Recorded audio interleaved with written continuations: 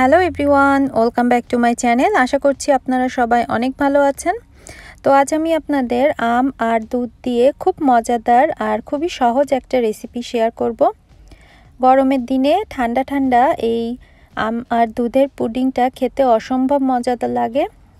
আশা করছি রেসিপিটা আপনাদের ভালো লাগবে। আর যদি ভালো লেগে থাকে প্লিজ চ্যানেলটি সাবস্ক্রাইব করে সাথে থাকার অনুরোধ রইল। প্রথমেই আমি এখানে একটা বোলে নিয়ে নিচ্ছি 1 টেবিল চামচ আগার আগার পাউডার। তার সাথে এখানে আমি অ্যাড করব 1/4 কাপ জল। তো জল আর আগার আগার পাউডারটা খুব ভালো করে আমি একসাথে প্রথমে মিশিয়ে নেব, কারণ গরম দুধের ভেতর যদি আমরা আগার আগার পাউডার দিই তাহলে এটা দলা পেকে যেতে পারে। এর জন্য আগে থেকে এভাবে যদি একটু মিক্স করে রাখেন জল দিয়ে, তাহলে এটা খুব সহজেই মিশে যাবে। এবার এখানে একটা প্যানে আমি নিয়েছি 2 কাপ দুধ, আর দিয়ে দিচ্ছি আমি এখানে 1/3 কাপের মতো চিনিটা আপনারা বাড়িয়ে কমিয়ে নিতে পারেন। এবার গ্যাসের চুলাটা আমি অন করে দিয়েছি, চুলার আঁচ মিডিয়ামে রেখে এবার আমি খুব ভালো করে চিনি আর দুধ একসাথে মিশিয়ে নেব আর ওয়েট করব যতক্ষণ পর্যন্ত না এটা ফুটে ওঠে। তো দেখতে পাচ্ছেন মিল্কটা ফুটে উঠেছে।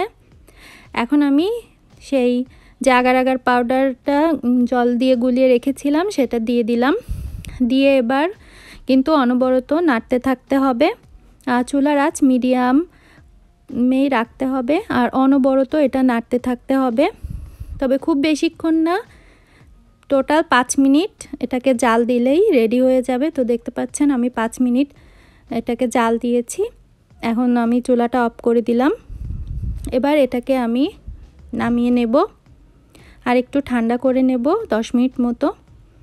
তারপর এখানে যে বাটিতে আমি পুডিংটা সেট করব সেই বাটিতে আমি সবটুকু মিল্ক ঢেলে দিলাম। আর এখানে নিয়েছি আমগুলোকে আমি এরকম ছোট ছোট পিস করে নিয়েছি। আপনারা আমের পরিমাণ কম বেশি করে নিতে পারেন। এবার সব আম আমি দিয়ে দিলাম দুধের মধ্যে, দিয়ে আমি খুব ভালো করে একবার চারিদিকে আমগুলো একটু মিশিয়ে দেব, যাতে করে সব সাইডে আমগুলো সমানভাবে সেট হয়। তো দেখলেন খুবই সহজ, কিন্তু খুবই কম ইনগ্রিডিয়েন্টস লাগে এটা তৈরি করতে। তো এটাকে এবার আমি প্রথমে বাইরে রাখবো আধা ঘন্টা মতো, তারপর আমি এটাকে ফ্রিজে আরও 1 ঘন্টা মতো রাখবো, তাহলে এটা খুব সুন্দরভাবে সেট হয়ে যাবে। তো ফিরে এলাম 2 ঘন্টা পর। এটা আমি ফ্রিজে রেখেছিলাম, তো বের করে আনলাম। এবার একটা নাইফ দিয়ে আমি সাইডগুলো একটু ছাড়িয়ে দেব, যাতে করে খুব সহজে এটা বের হয়ে আসে মোল্ড থেকে। তো দেখতে পাচ্ছেন খুবই সহজ রেসিপি, আর এই গরমের দিনে কিন্তু অবশ্যই রেসিপিটা আপনারা একবার বাসায় ট্রাই করবেন। আশা করছি খুব ভালো লাগবে। তো এই যে একটা প্লেট আমি উল্টো করে নিয়ে এটা প্লেটে ঢেলে নিলাম। তো দেখুন দেখতে খুব সুন্দর লাগছে আর খেতেও কিন্তু খুবই টেস্টি। এবার আমি ছোট ছোট পিস করে কেটে নেব। একটা পিস আমি আপনাদের উঠিয়ে দেখাচ্ছি, দেখুন ভেতরটাও দেখতে কত সুন্দর লাগছে। অবশ্যই একবার বাসায় ট্রাই করে দেখবেন, আর কেমন হয়েছে আমাকে কমেন্টস করে জানাবেন। রেসিপিটা ভালো লেগে থাকলে চ্যানেলটি সাবস্ক্রাইব করে পাশে থাকা বেল নোটিফিকেশনটি অন করে দিবেন। তো দেখা হবে অন্য কোনো রেসিপি নিয়ে, সেই পর্যন্ত বাই বাই।